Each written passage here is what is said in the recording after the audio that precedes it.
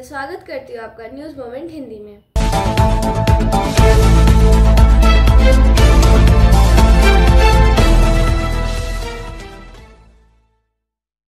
आज की खबरों की सुर्खियां कुछ इस प्रकार है।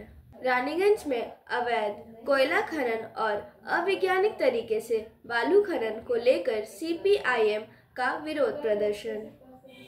सांसदों ने पहनी मोदी अटानी एक है लिखी जैकेट, तृणमूल ने विरोध प्रदर्शन से किया किनारा। झारखंड में हेमंत सोरेन के नेतृत्व वाले सरकार के मंत्रिपरिषद ने गुरुवार के दिन ली शपथ। पर्यावरण मेला के आयोजकों से बांग्लादेशी कलाकार रिजवाना ठाकुर बनिया 28 दिसंबर को निर्धारित प्रदर्शन को रद्द करने की अपील।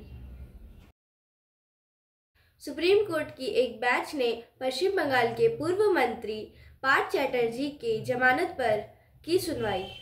पार्थ चैटर्जी, जो शिक्षक भर्ती घोटाले के मनी लॉन्ड्रिंग मामले में मुख्य आरोपी हैं, ने समानता का हवाला देते हुए तमिलनाडु के एक मंत्री के जमानत पाने का तर्क दिया। वरिष्ठ वकील मुकुल रोहतगी ने उनके पक्ष में दलील दी, लेकिन अदालत ने कहा, अगर तमिलनाडु का मंत्री जमानत पाता है तो क्या इसका मतलब है कि आप भी पाएंगे? देश के सभी मंत्रियों के बीच कोई संबंध नहीं है।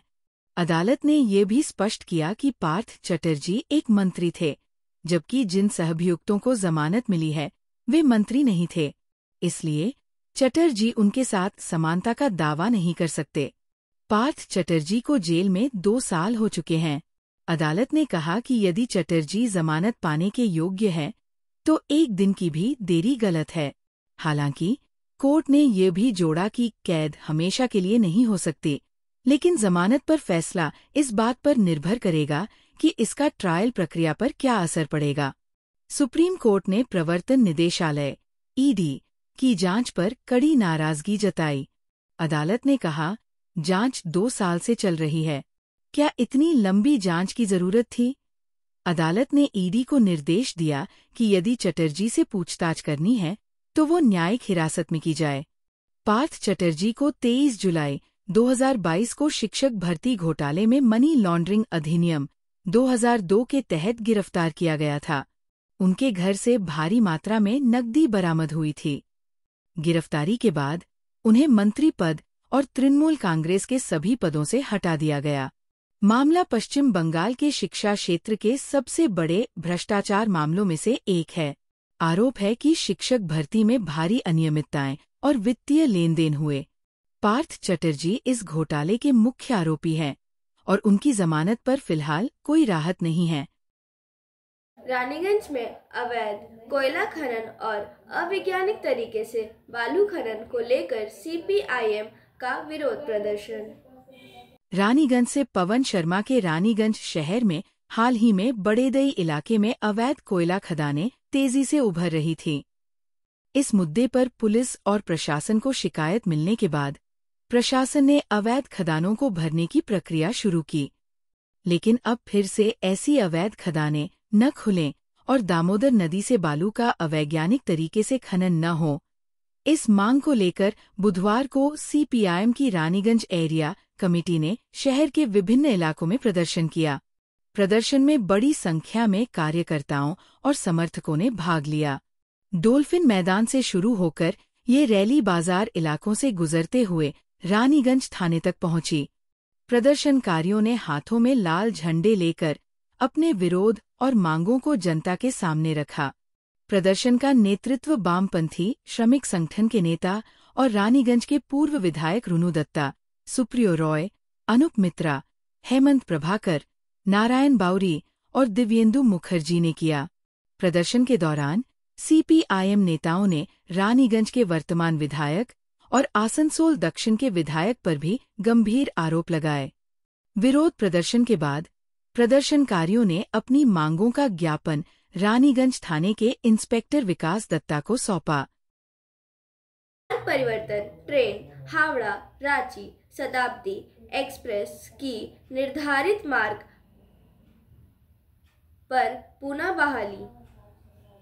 आसनसोल कोदरमा स्टेशन पर नॉन इंटरलॉकिंग (NI) कार्यक्रम को निष्पादित करने के लिए 6 और 7 दिसंबर 2024 शुक्रवार और शनिवार को ट्रेनों के समय में पुनर्निर्धारित करने के मद्देनजर ट्रेन सेवाओं में पहले किए गए बदलावों को संशोधित किया गया है।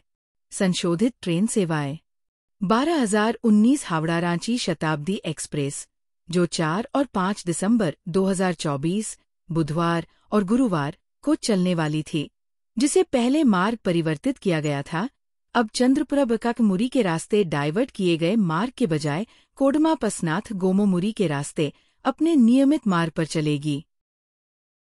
सीतारामपुर बाईपास लाइन से रेल परिचालन और दक्षता में वृद्धि होगी।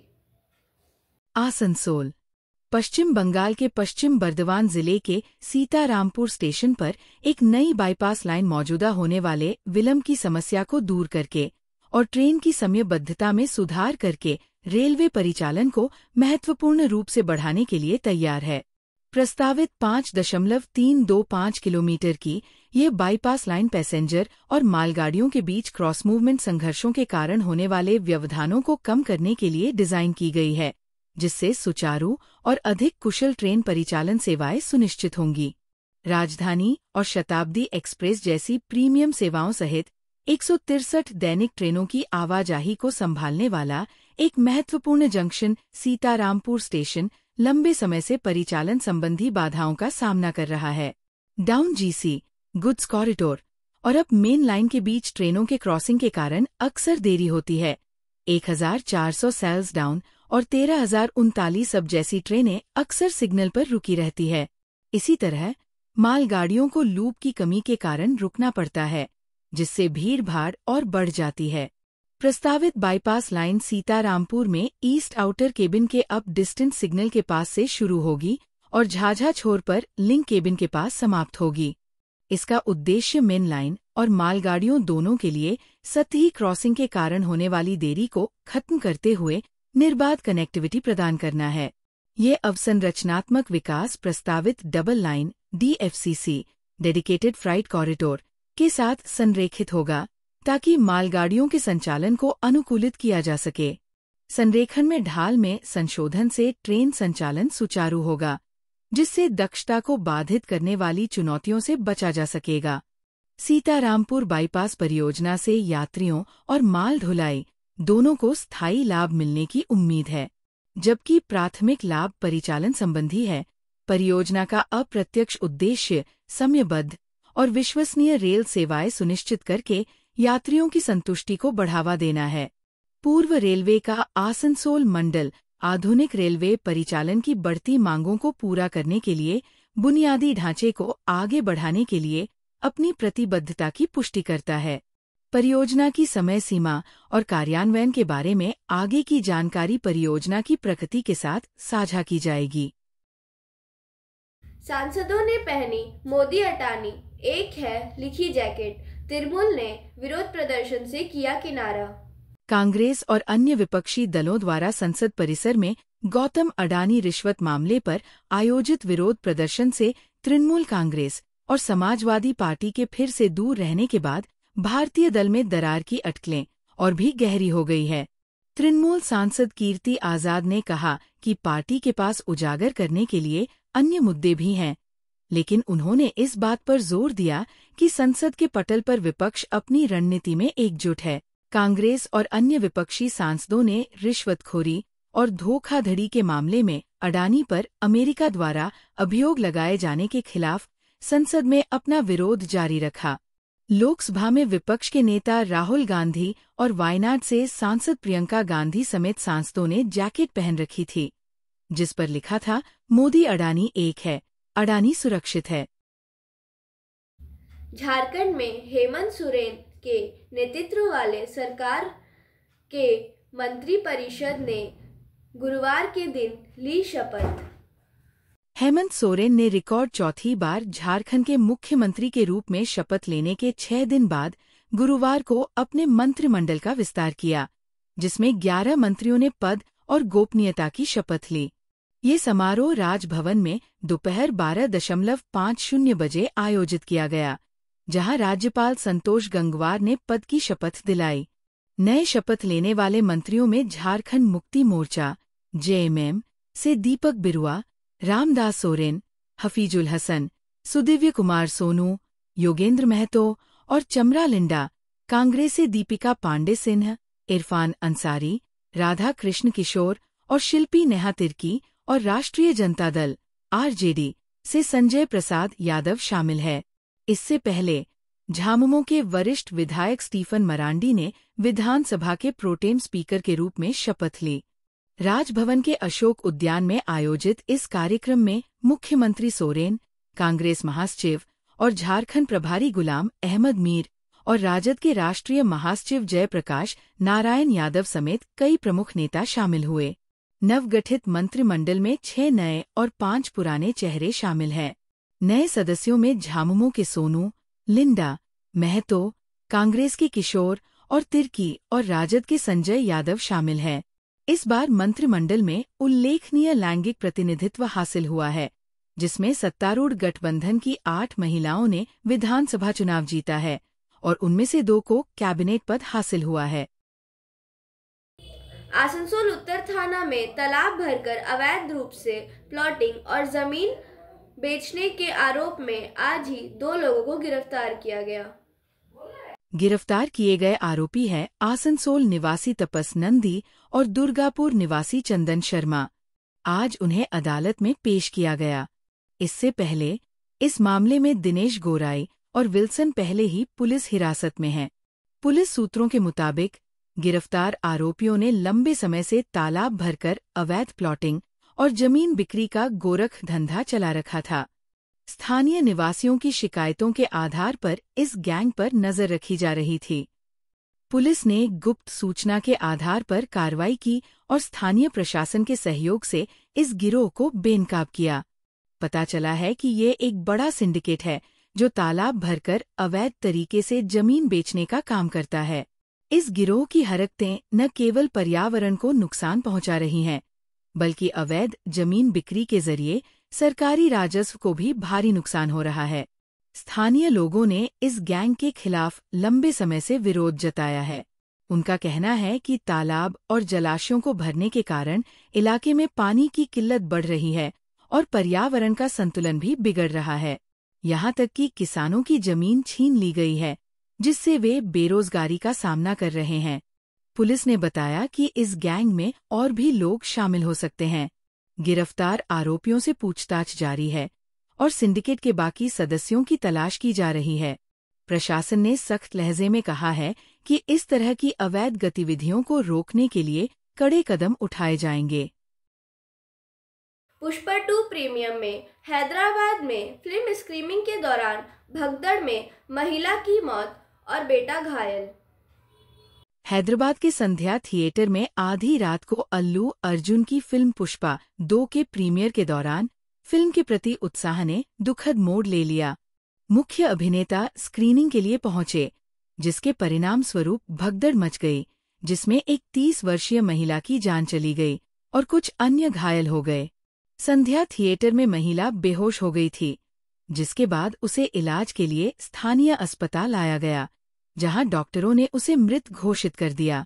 मृतक की पहचान रेवती के रूप में हुई है, जो अपने पति और 2 बच्चों के साथ शो देखने गई थी। स्क्रीनिंग के दौरान जिस महिला की मौत हुई, उसके अलावा संध्या थिएटर में 3 अन्य लोग भी बेहोश हो गए और इनमें 2 बच्चे भी शामिल थे, जिनमें से एक 9 साल का लड़का था। बेहोश हुए प्रशंसकों को वहां मौजूद पुलिसकर्मियों ने सीपीआर दिया, जिसके बाद उन्हें अस्पताल ले जाया गया, जहां उनका इलाज चल रहा है। पर्यावरण मेला के आयोजकों से बांग्लादेशी कलाकार रिजवाना ठाकुर बनिया 28 दिसंबर को निर्धारित प्रदर्शन को रद्द करने की अपील। नागरिक समाज ने अपने फेसबुक पोस्ट में कहा, हम भारत के नागरिक होने के नाते आयोजकों से अपील करते हैं कि बांग्लादेशी कलाकार रिजवाना चौधरी बानिया का प्रदर्शन रद्द किया जाए। देश का सम्मान पहले आता है। मध्यम अग्राम नागरिक समाज के सदस्य रूपक डे ने कहा, बांग्लादेशी कलाकारों ने अपने देश में अल्पसंख्यकों पर हो रहे अत्याचार या तिरंगे के अपमान के खिलाफ कभी आवाज नहीं उठाई। हमारे लिए देशभक्ति पहले है। मध्यमग्राम नगर पालिका के चेयरमैन निमाई घोष ने कहा, कलाकारों की सूची अब तक फाइनल नहीं हुई है। हम कलाकारों को उनकी राष्ट्रीयता के आधार पर नहीं बांटना चाहते। हाल ही में बांग्लादेश में अल्पसंख्यकों पर हो रहे अत्याचार और भारतीय तिरंगे के अपमान को लेकर कोलकाता समेत भारत के कई हिस्सों में विरोध प्रदर्शन हो रहे हैं। इसी संदर्भ में बांग्लादेशी रविंद्र संगीत कलाकार रेजवाना चौधरी बान्या को पर्यावरण मेले में बुलाने को लेकर विवाद खड़ा हो गया है। सोशल मीडिया पर इस मुद्दे को लेकर बहस तेज हो गई है। एक ओर लोग कह रहे हैं कि कलाकार संस्कृति के प्रतिनिधि होते हैं और उन्हें राष्ट्रीयता के आधार पर नहीं बांटना चाहिए। वहीं दूसरी ओर कुछ लोग मानते हैं कि देश के सम्मान के लिए ये कदम उठाना जरूरी है। वीडियो के अंत में समय है मोमेंट के SMS का। Summer is for surrendering and winter is for wondering. उम्मीद है आपको आज का हमारा ये वीडियो पसंद आया हो। अगर आपको हमारा ये वीडियो पसंद आया तो कृपया इसे लाइक करें, शेयर करें और सब्सक्राइब करें हमारे चैनल को और बेल आइकन दबाना ना भूलें। धन्यवाद।